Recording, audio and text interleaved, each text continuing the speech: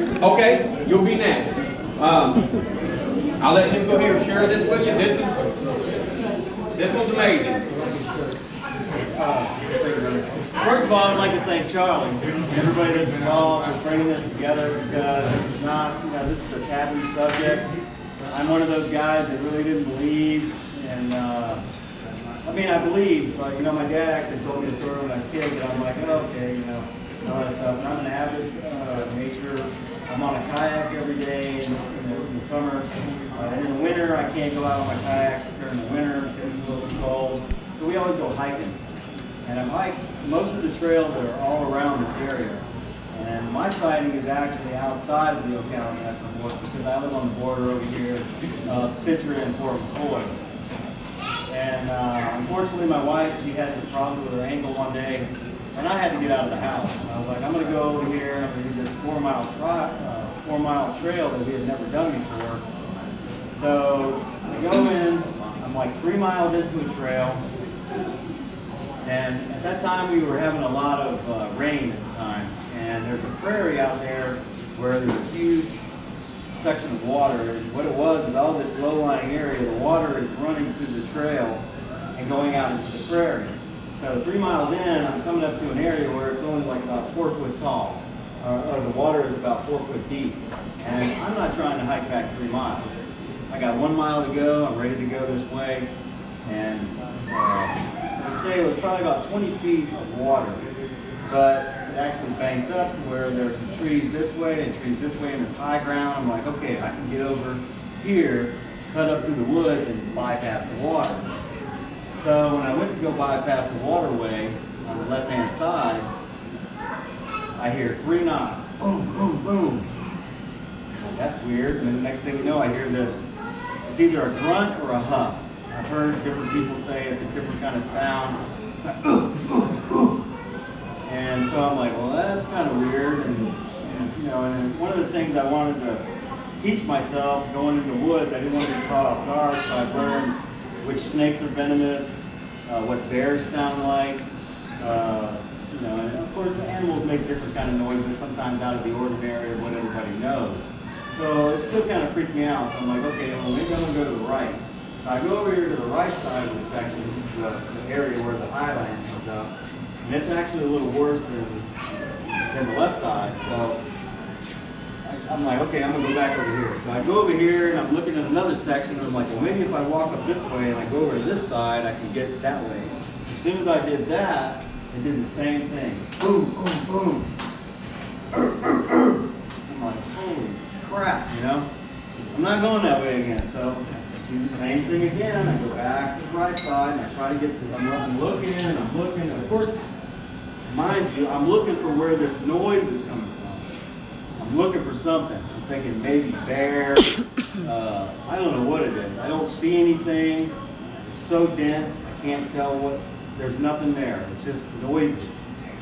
So after the second time that I tried to do it on the right side, I'm like, I got one more try. Let me do it one more time. So I go back to the left side, and I even go a little bit further up the thing. And of course, at this point, I'm literally maybe 2.5 foot in the water at this point because I still don't want to hike back 3 miles.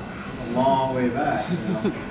So it did the same thing again. Knocked on the tree. Boom, boom, boom. And it grunted at me 3 times, and I said, I'm done. Yeah. Right when I did that, I looked to the right, and there was something peeking at me from behind the tree. And I'm not talking about none of this stuff. I'm talking about something like this. And it freaked me out. I'm not going to lie to you. I've never, look, I got goosebumps right now. Look at it, you can see it. So I'm like, okay, and I still at that point thought it was a bear, because I never had a Bigfoot encounter. So I really don't know what to say about that. Here comes the freaky part. And I said, screw this, I'm out, turn around, I'm walking, and every 4 or 5 steps I do this. Just to make sure something's not following me or coming after me. Including the bear, because I'm still at this point thinking it's a bear. I swear I did this for a half mile, and the whole time I can hear something coming through the woods. It's shadowing me from my right side. And I know there's a little half trail where I can cut through to get out of there to where I don't have to do the 3 mile hike. Back out and all that. So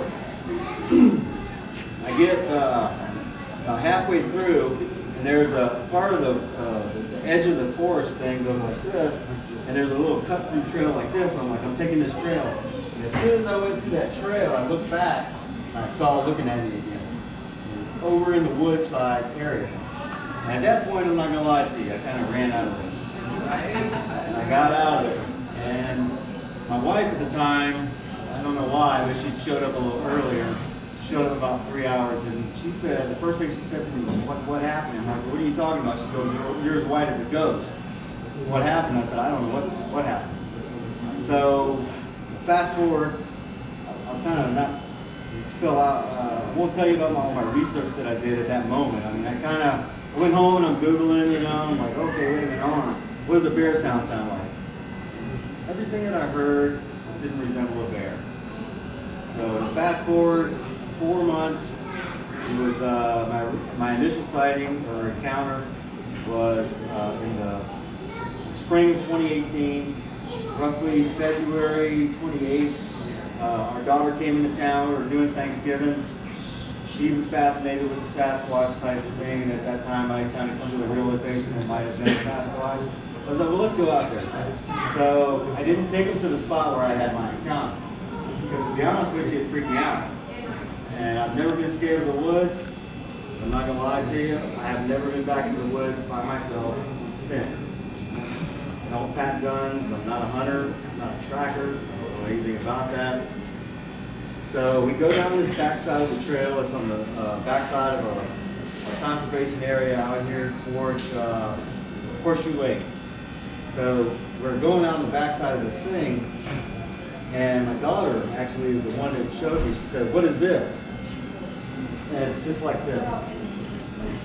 I found 4 of these, or we found 4 of these, 4 feet apart. I'm still getting goosebumps. Unfortunately, I don't have casting. I didn't know anything about casting. I didn't know nothing about any of that kind of stuff. But I have pictures.